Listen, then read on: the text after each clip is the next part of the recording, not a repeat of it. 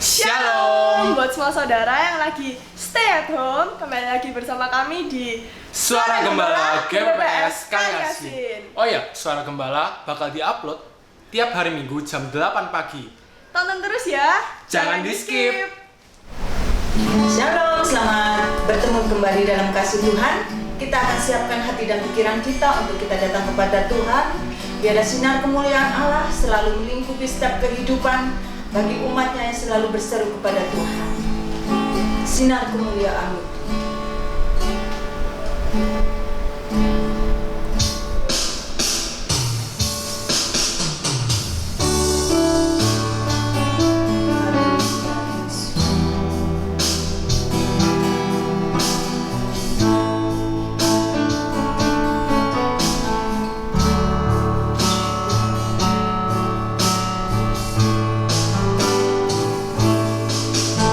Sinar kemuliaan-Mu Bapa,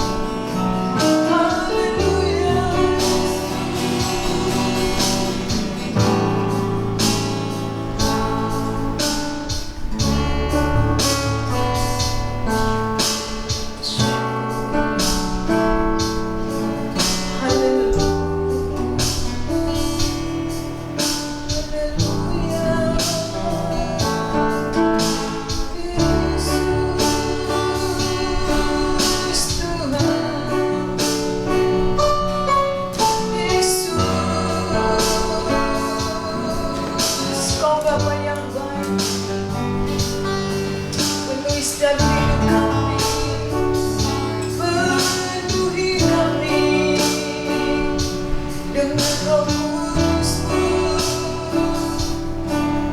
urapi kami. Haleluya, haleluya, haleluya. Yesus Tuhan.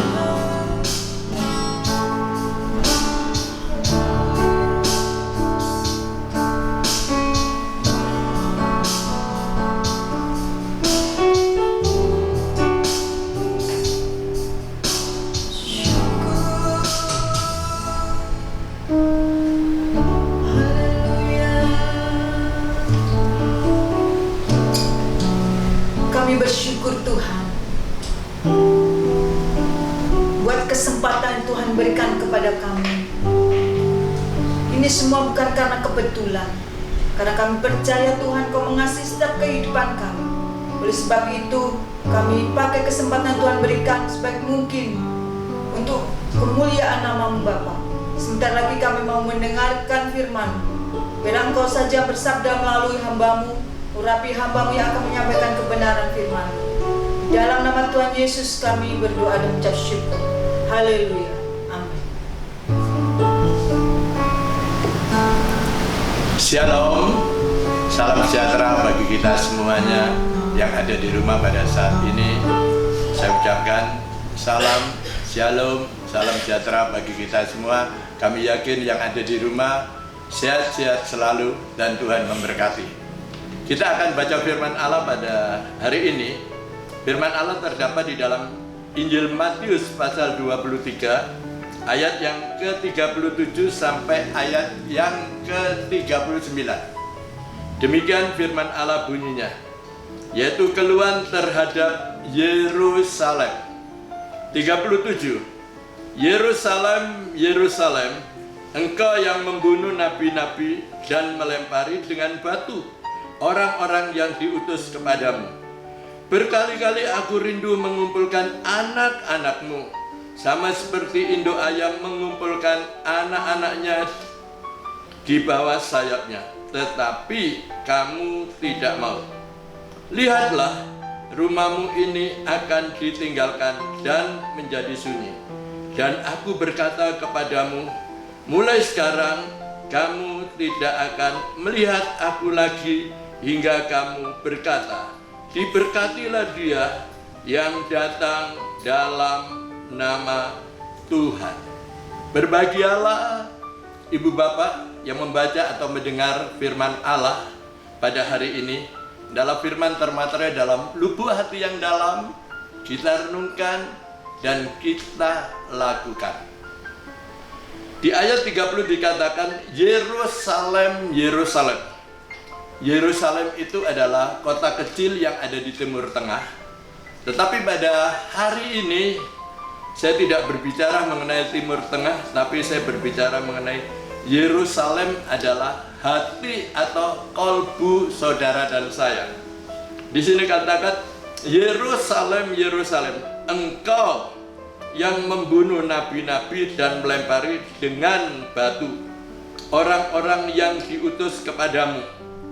Siapakah nabi-nabi itu? Nabi-nabi itu adalah para hamba Tuhan, para pelayan Tuhan, diutus, yaitu untuk memberitahu kepada saudara, yaitu bahwa hendaklah saudara tetap setia beribadah kepada Tuhan. Sebab di sini katakan Tuhan itu rindu untuk mengumpulkan anak-anaknya di bawah sayapnya. Ya. Dan di sini katakan, yaitu Tuhan rindu mengumpulkan anak-anakmu sama seperti induk ayam mengumpulkan anak-anaknya di bawah sayapnya, tetapi kamu tidak mau. Ya, alasan.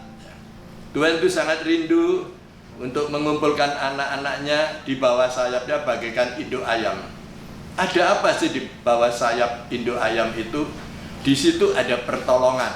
Ya, kalau anak ayam itu yaitu yang masih kecil, Ya. Dia bermain, tapi kalau ada yang mengganggu, induknya itu nanti akan melawan yang mengganggu itu. Ya. Dan pada hari ini Tuhan rindu untuk mengumpulkan anak-anaknya di bawah sayapnya. Tetapi di sini dikatakan, tetapi kamu tidak mau. Ya, banyak alasan. Wis males aku. Ya. Orang yang banyak alasan di ayat 38, lihatlah, rumahmu ini akan ditinggalkan dan menjadi sunyi. Rumah, bukan yang dimaksud rumah fisik yang berdiri seperti ini, enggak. Rumah berbicara kolbu atau hati saudara. Firman Allah mengatakan di dalam, yaitu surat Korintus pasal 3:16, tubuhmu adalah bait Allah, Baitullah, rumah Allah, tempat kediaman Allah. Kalau saudara banyak alasan, rumah itu akan menjadi sunyi, kosong. Di sini katakan, lihatlah rumahmu ini akan ditinggalkan dan menjadi sunyi. Ya. Kalau rumah kita sunyi, ya, akibatnya yang masuk itu bukan Roh Kudus, tapi roh setan. Ya. Karena tubuh ini bait Allah, rumahnya Allah, tempat kediaman Allah itu bertakhta. Jadi Allah itu nggak jauh di sana, Allah itu ada di dalam lubuk hati saudara dan saya. Jadi kalau saudara banyak alasan, ya, nggak mau setia, ya, akan menanggung akibatnya. Rumah itu akan menjadi kosong. Kalau rumah itu akan menjadi kosong, kalau ada apa-apa, akhirnya dia menggunakan pikiran sendiri. Ya, nggak menggunakan pikiran daripada Tuhan. Ya, contoh di dalam Alkitab, yaitu rumahnya yang kosong ditinggalkan oleh Tuhan. Akhirnya dia menggunakan pikiran sendiri. Satu keluarga yang tinggal di Bethlehem, rumah roti, yang selalu berkecukupan dalam kehidupan mereka. Tapi apa yang terjadi? Pada waktu itu ada kelaparan. Ya, tidak ada roti lagi di Bethlehem. Akhirnya si keluarga ini, yaitu yang bernama Elimelek dan istrinya bernama Naomi dan kedua anaknya bernama Mahlon dan Kilion, karena hati mereka kosong, nggak ada Tuhan, dia menggunakan pikiran sendiri. Akhirnya dia meninggalkan Bethlehem. Sampailah dia di Moab. Ya, kurang lebih di sana 10 tahun. Ya. Akhirnya apa yang terjadi? Bapak Elimelek ini meninggal. Ya, tinggal kedua anaknya beserta ibunya bernama Naomi. Akhirnya kedua anaknya Mahlon dan Kilion ini menikah dengan orang-orang Moab. Yang satu anaknya bernama Rut, yang kedua yang bernama Orpah. Apa yang terjadi? Akhirnya nggak lama kemudian kedua anak ini Mahlon dan Kilion mati juga. Akhirnya tinggal ibunya yang bernama Naomi dengan kedua menantunya. Akhirnya dia ngomong kepada kedua menantunya, anakku sudah mati, suamiku sudah mati, hendaklah kamu pulanglah kepada keluargamu, kepada orang tuamu. Apa yang terjadi? Ya, Orpah akhirnya sujud kepada ibunya dan pamit dia pulang ke orang tuanya. Dan si Rut ini tidak. Rut tetap mengikuti kepada mertuanya yang bernama Naomi itu. Ya, bagaimanapun dia tetap ikuti. Mertuanya berbicara, jangan mengikuti aku nggak mungkin punya anak lagi karena aku tidak bersuami. Ya, akhirnya bagaimanapun aku tetap mengikutimu. Akhirnya apa terjadi? Di Bethlehem, rumah roti itu, akhirnya ada roti, ya, ada makanan. Akhirnya si Naomi ini kembali, yaitu ke Bethlehem. Waktu dia kembali ke Bethlehem bersama menantunya, dia bertemu kepada teman-temannya. Naomi kah ini yang meninggalkan Bethlehem?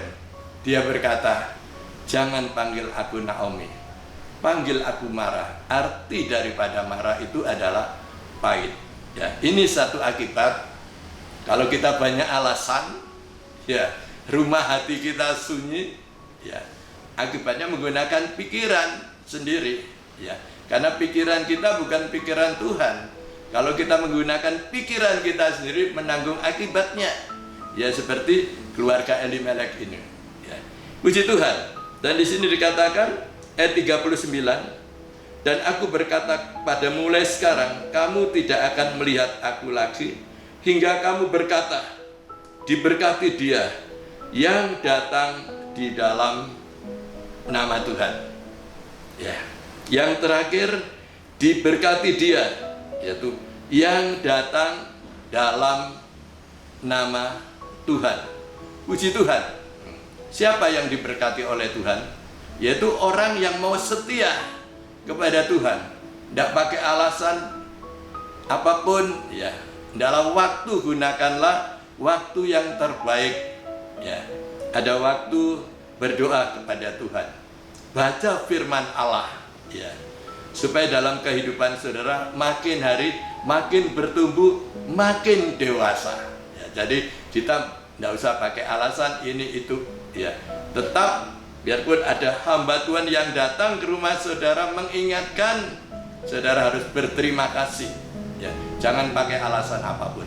Orang yang pakai alasan, tadi contohnya yaitu keluarga daripada Elimelek. Tapi orang yang tidak pakai alasan, orang itu akan diberkati oleh Tuhan, ya. Karena apa? Firman Tuhan mengatakan, yaitu di dalam Injil Matius 6 ayat 33, carilah kerajaan Allah serta kebenarannya, semuanya itu pasti akan ditambahinya. Ini perkataan daripada Tuhan Yesus Kristus sendiri. Jadi kita secara pribadi, keluarga semua, utamakan cari Tuhan, ya. Mencari Tuhan, kebenaran itu baca firman Allah, yaitu kebenaran dari firman Allah. Dan kalau kita sudah mendapatkan mencari kerajaan serta kebenarannya, itu bagian Tuhan nanti akan ditambahi. Berkatmu akan ditambahi, tidak menurun tapi akan bertambah-tambah. Ya. Inilah renungan yang singkat ini, hendaklah menjadi berkat buat ibu bapak. Hambanya boleh berhenti berbicara, tapi kami yakin Roh Kudus akan berbicara langsung kepada ibu bapak yang di rumah pada saat ini. Apa yang menjadi pergumulan saudara? Imani, percayai, saudara punya Tuhan. Percaya dapat, pasti dapat. Imani, ya. Kita akan berdoa. Bapa Surgawi, Bapa yang kami kenal di dalam nama Tuhan Yesus, kami mengucap syukur dan berterima kasih. Hadirat-Mu, lawatan zaman dan kuasa-Mu, 2-3 orang berkumpul dalam namanya. Tuhan hadir di tengah-tengah. Tuhan telah melawat umatnya setiap pribadi demi pribadi. Hari ini kita sudah memuji, menyembah, muliakan Tuhan. Kami percaya penyembahan pujian ini menyenangkan hati Tuhan sebagai ukupan dupa yang berbau harum. Hari ini kami sudah baca firman Allah. Tuhan rindu untuk mengumpulkan anak-anaknya di bawah sayapnya bagaikan induk ayam. Mari ibu bapak yang kasih oleh Tuhan, mari kita akan berteduh di bawah sayap induk ayam. Di sana ada perlindungan, ada pertolongan, ada berkat Tuhan. Hambanya boleh berhenti berbicara, Roh Kudus akan berbicara langsung kepada ibu bapak. Dalam termaterial firman Allah dalam lubuk hati yang dalam, kita renungkan, kita lakukan. Bapa Surgawi, memberkati ibu bapak, saudara-saudari yang ada di rumah, rumah tangganya, pekerjaannya, usahanya. Tuhan campur tangan, jadikan berhasil. Studinya, tambah-tambahkan hikmat akal budi, hikmat kepada Sulaiman, kepada Daniel. Berikan kepada anak-anak-Mu Tuhan, supaya anak-anak-Mu menjadi anak yang pandai. Terima kasih, terpuji nama-Mu, memberkati negara dan bangsa kita, Republik Indonesia. Kepala negara Bapak Jokowi, wakilnya Bapak Kiai Ma'ruf Amin, dan seluruh kabinet Indonesia, kerja Indonesia maju. Dari lembaga tinggi-tinggi negara, tingkat pusat, daerah, kota Surabaya, aparat keamanan TNI, Polri, diberkati Tuhan. Hikmat, marifat Tuhan berikan para penjabat, para pemimpin, untuk menjalankan roda pemerintahan dengan baik, untuk memulihkan keadaan situasi negeri ini kembali menjadi masyarakat adil dan makmur. Biar seluruh Indonesia cukup sandang, ada pangan, papan, keamanan di mana-mana. Semua langsung terima selamat daripada Tuhan. Bapa di surga, kami berdoa untuk Provinsi Jawa Timur, Ibu Khofifah selaku Gubernur Jawa Timur, Wali Kota Surabaya Berisma Engkau berkati. Program kerja apapun Tuhan campur tangan, kesejahteraan kota juga kesejahteraan kami. Terpuji namamu. Kami berdoa Tuhan untuk COVID-19 virus Corona ini. Di dalam nama Yesus kami angkat, kami patahkan keluar, tinggalkan dari bumi ini Tuhan. Darah Tuhan hancurkan. Terima kasih, kami percaya Tuhan, kuasa-Mu Tuhan, mukjizat-Mu Engkau nyatakan Tuhan, biar nama-Mu saja dipermuliakan.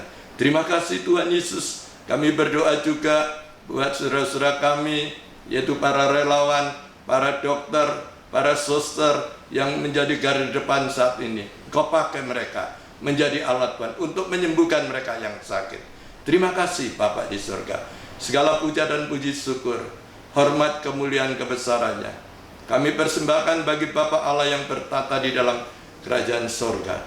Tuhan, kabulkan doa hamba-Mu yang jauh dari sempurna. Hamba berdoa di dalam nama Bapa, Putra dan Roh Kudus, Tuhan Yesus Kristus yang senantiasa mengajar doa kepada kami. Bapa kami yang di sorga, dikuduskanlah nama-Mu, datanglah kerajaan-Mu, jadilah kehendak-Mu di bumi seperti sorga. Berikan kami hari ini rezeki, makanan, kesembuhan, dan ampuni akan segala kesalahan kami. Jadi kami juga mengampuni orang yang bersalah kepada kami. Janganlah membawa kami ke dalam pencobaan, tapi lepaskan kami pada yang jahat. Karena Tuhan Yesus yang punya kerajaan, kuasa, kemuliaan, bahkan sampai selamanya. Dalam nama Tuhan Yesus, yang percaya katakan, amin.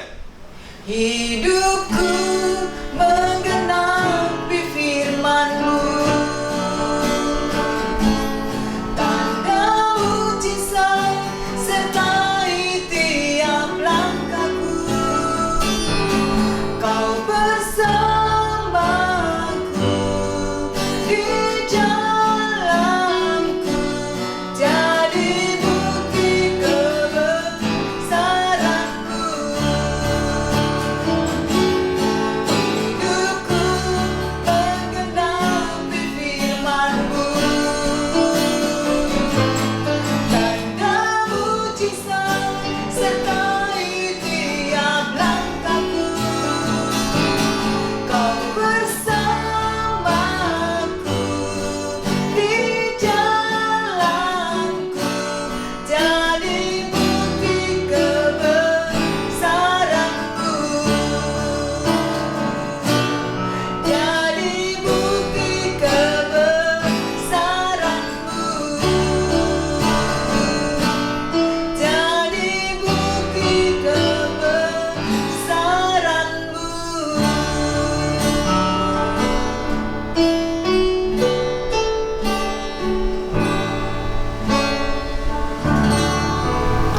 Yuk guys, baru saja kita mendengarkan suara gembala.